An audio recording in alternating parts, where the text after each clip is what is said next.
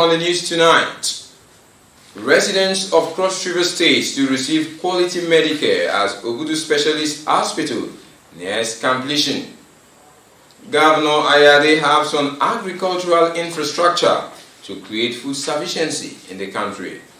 Plus, Assistant Inspector General of Police Zone 6, Usman Sule Gumna, strategize on crime reduction in Cross River State. This and more in just a moment. Good evening, it's nice to have you on NTA News at 7.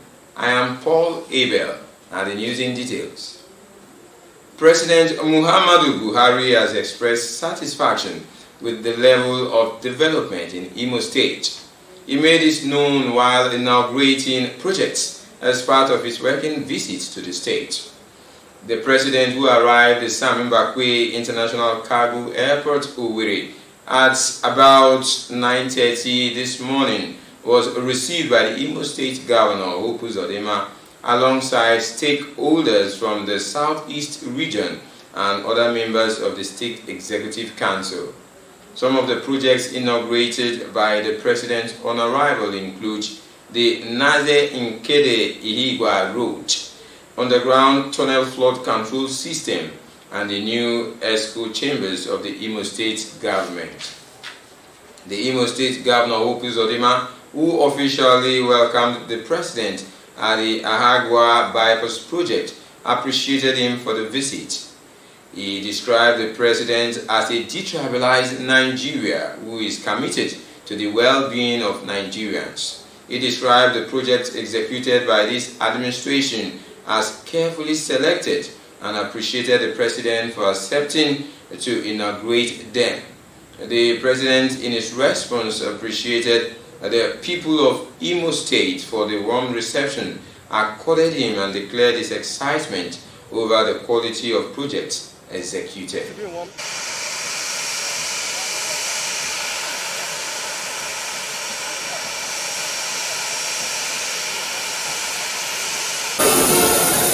Move now.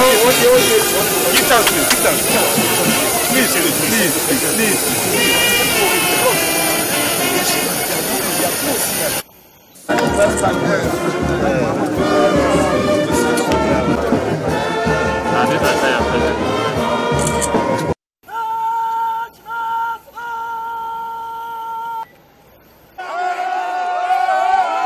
The president is holding a closed-door stakeholders meeting at the Imo State Government House, Owerri.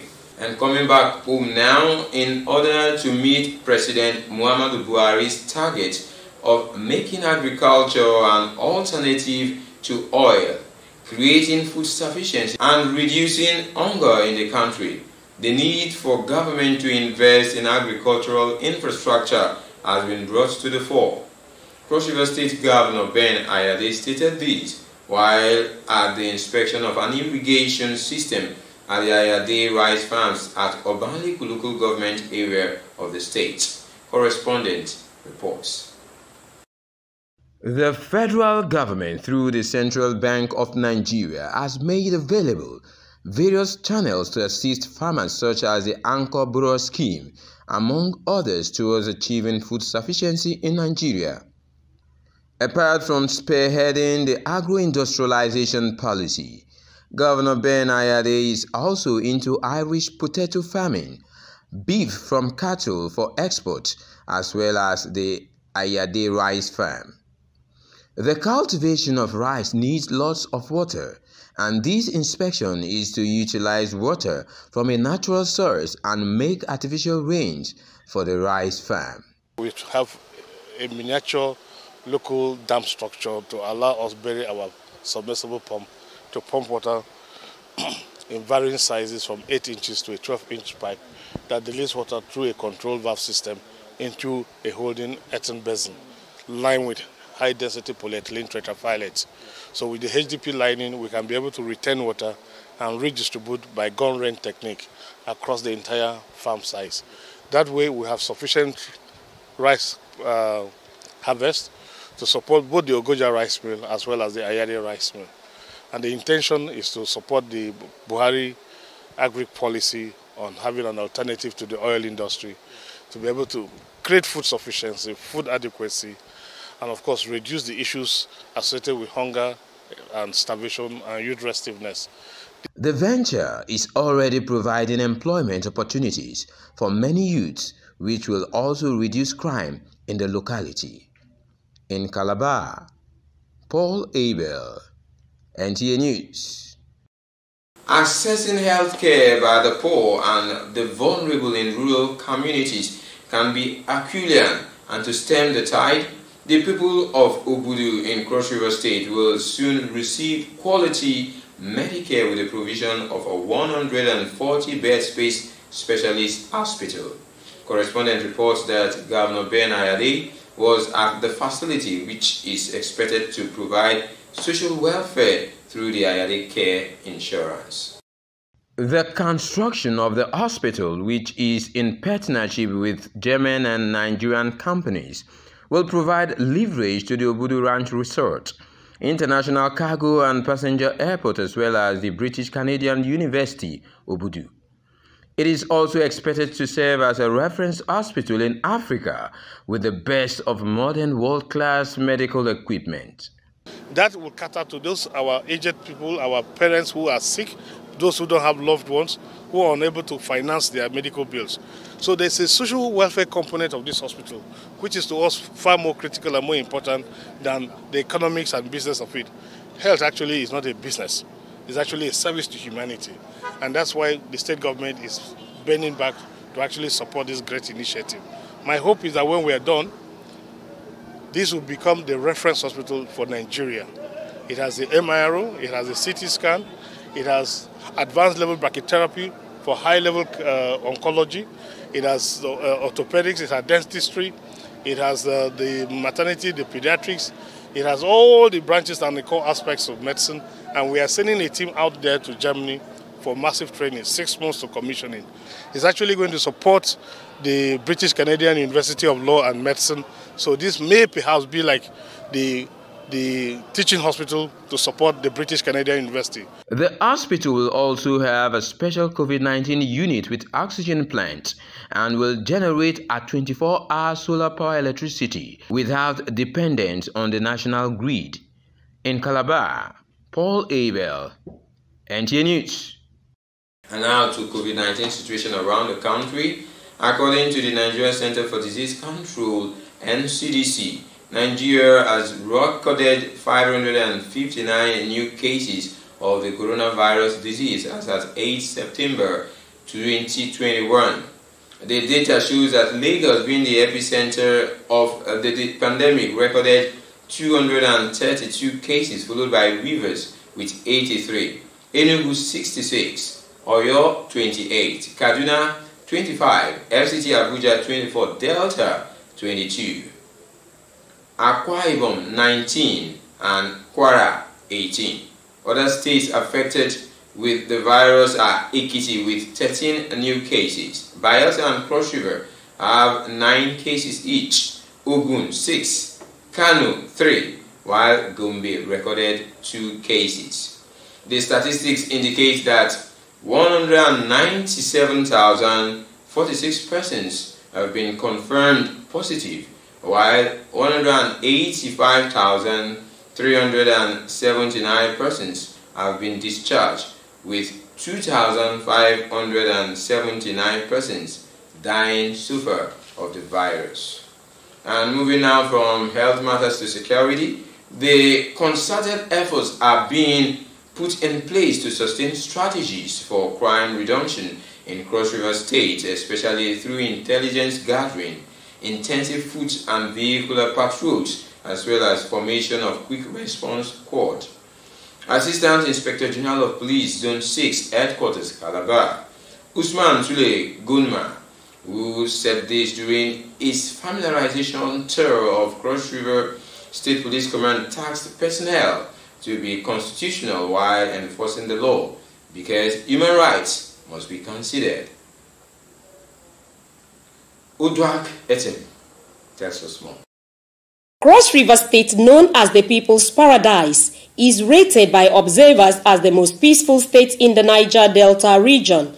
Despite the low crime rates, The state is said to be absolutely not free from threats, including cultism, kidnapping and other crimes, which were brought to the notice of the new Assistant Inspector General of Police, AIG Zone 6, during his familiarization tour of the Cross River State Command of the Nigeria Police Force, Calabar, as he urged officers and men of the force to exhibit high level of professionalism in the discharge of their duties. We must be professional. It's when we are professional that the public will appreciate us, and then we will achieve better. The AIG, however, commended the Cross River State government for its efforts in keeping the state calm and promised to collaborate with members of the public for effective policing. There are many methods, and we are going to improve on the ones that we already have on ground. Visibility policing, patrol. So I'm calling on all the citizens of this state to partner with us and to look at us as friends so that we can make this place safe for everybody. There was also a meeting with royal fathers, community leaders and the Police Community Relations Committee, PCRC, as efforts are being made by the police to cooperate with local communities as means of nipping criminality in the bud. In Calabar, Uduak Etam, NTA News. Still on security, the Nigerian Airspace Management Agency, NAMA, is taking additional steps to ensure the safety of air travelers even in the event of emergency. This informed the rationale for this aeronautical search and rescue mission for stakeholders in Port Harcourt. Kingsley Amajiri reports. The Aeronautical Search and Rescue Stakeholders Meeting is an integrated effort that brings together stakeholders to evaluate the available capacities and resources needed for effective emergency rescue operation in the event of any air mishap. Nigeria Airspace Management Agency, NAMA, being the lead agency in the nation's aeronautical search and rescue operation, is spearheading this engagement.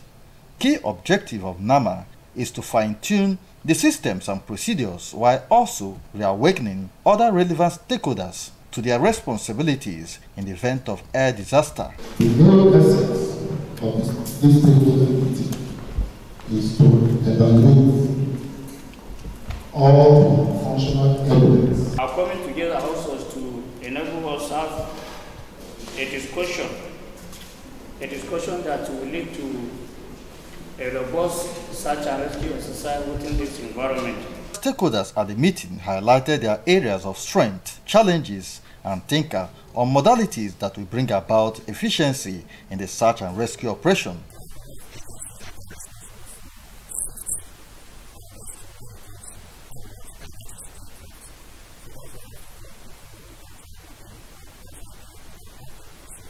For effective service delivery, no one single training can achieve it. So there is need for training and retraining. If there are gaps, it can be improved upon. That is why this meeting is necessary. Participants were equally enjoined to always engage in periodic check on their systems and also put in place an emergency standing response committee that will quickly deploy available resources to respond to emergency calls at the slightest notice. In Port Harcourt, Kingsley Amajiri. You're still watching NTA News, reaching you live from our studios in Calabar. Don't forget you can equally watch this newscast online on our YouTube channel, YouTube/NTA Calabar. We have more stories for you immediately after the break. Please stay with us. As news breaks from the north, south, east and west of Nigeria, we bring it to you. News from the length and breadth of Cross River State is sent to you via this channel.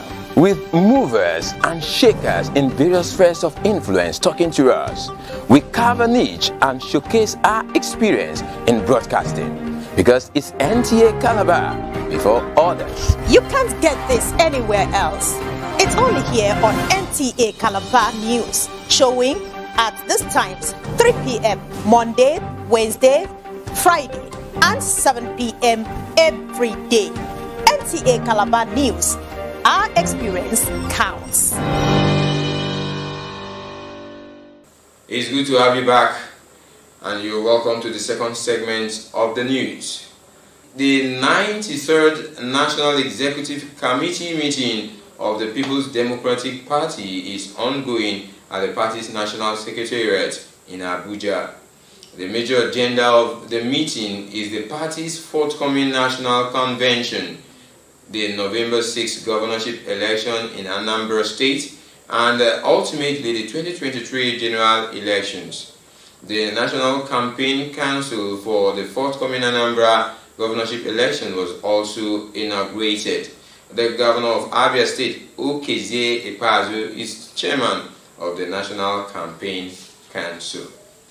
The Director General of All Progressives Congress Governors Forum, Saliu Mohammed Lukman, says Nigerians need to rise above cheap campaigns of ethnic politics, which are now being used to promote hatred in the country.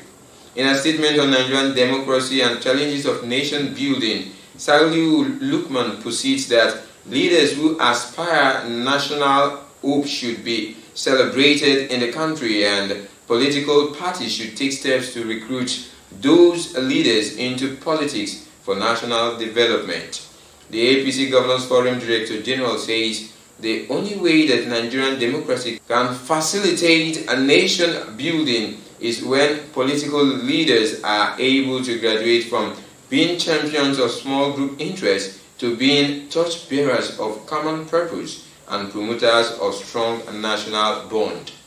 The statement adds that the cardinal objective of Nigeria as a democratic nation is to enthrone high ethical conduct among critical institutions, especially in the judiciary.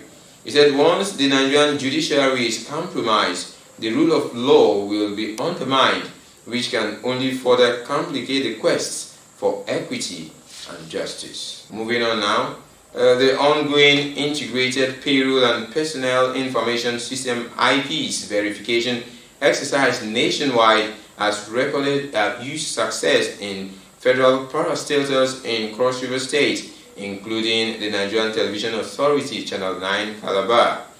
The IP's leader, Mrs. Eukaria Aruche, and her team effectively screened and verified the management and staff of Nta Calabar. David Ekpeyon reports. The exercise is a federal government reform program to improve upon the effectiveness and efficient pattern of storing personnel monthly payroll data for administrative convenience in the civil service. The director in the office of the head of civil service of the Federation, Mrs. Eukaria Oroche, maintained that the exercise is to identify ghost workers, create a database under Human Resource Management Unit in IPPIS, as well as identify workers without proper records. The essence is to know those who receiving salary without being fully employed. That's what we call them ghost worker. And second is the second reason why we are doing it. Those who have filled the form and they didn't have record at all that they have filled IPPS form. The General Manager, Nta Calabar, Mr. Sam Olalude, applauded the effort of the federal government and sued for staff cooperation with the team to ensure a successful exercise. So the exercise is just to verify who is who, so that they can update the portal, so that we will not have either ghost workers. They want to know that everybody is real. At least to update staff members, their records, and put the records straight.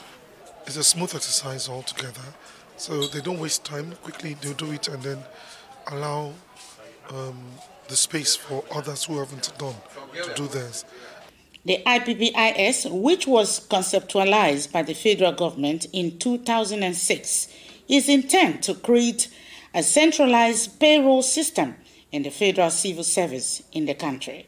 In Calabar, Erika Ivy, NTA News. In a similar vein, the National Pension Commission, PENCAM, has commenced the automation of the annual verification and enrollment exercise of eligible officers. The automation process involves the uploading of information via online enrollment application as part of the implementation process of determining the accrued pension rights and the issuance of federal government retirement benefits. The nationwide verification exercise for employees of the federal government treasury-funded ministries, departments and agencies (MDAs) who retired or will be retiring between January and December 2021 commenced effective from 1st September 2021 to 29th October 2021. Employees who retired before the year 2021 but missed enrollment exercises are also eligible to enroll for the verification. But before we go, a quick look at some of the stories that made headline.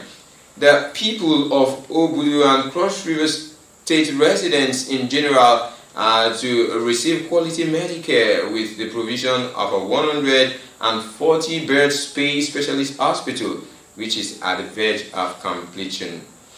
Governor Ben Ayade has harped on the need for government at all levels to invest on agricultural infrastructure to create food sufficiency and reduce hunger in the country.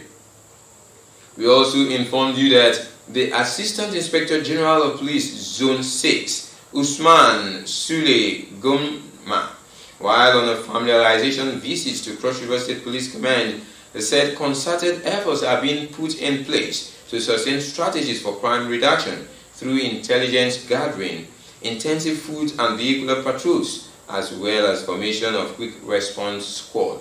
That has been the news on behalf of the entire crew. I am Paul Abel. Have a wonderful night rest.